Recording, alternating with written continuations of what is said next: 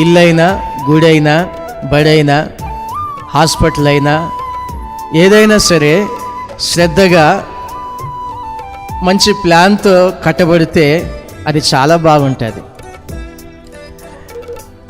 ఎక్కువ రోజులు కూడా నాణ్యత కలిగిన కట్టడగా ఉంటుంది, నిలుస్తుంది.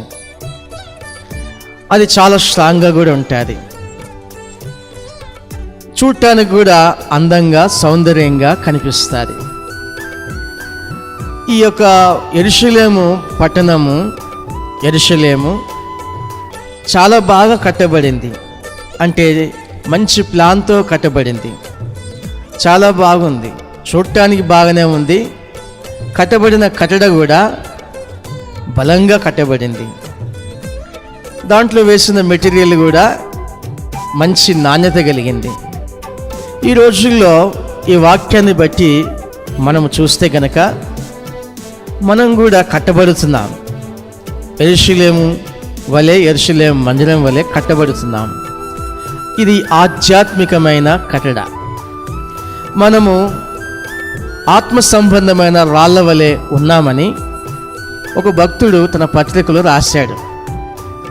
ప్రతి రాయి కూడా కట్టడలో నిలవాలంటే అది ముందుగా చెక్కబడాలి.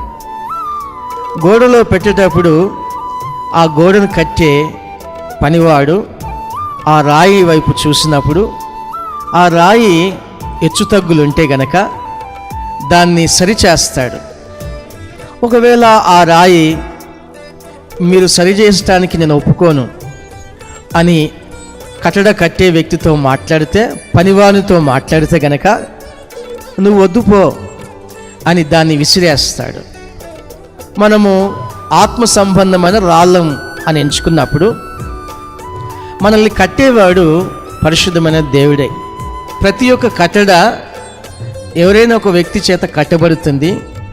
అయితే ఆ కట్టడ దేవుని ద్వారానే జరుగుతుంది. సర్వము నిర్మించిన వాడు దేవుడే అని హెబ్రీయులకు రాసిన పత్రికలో రాయబడింది.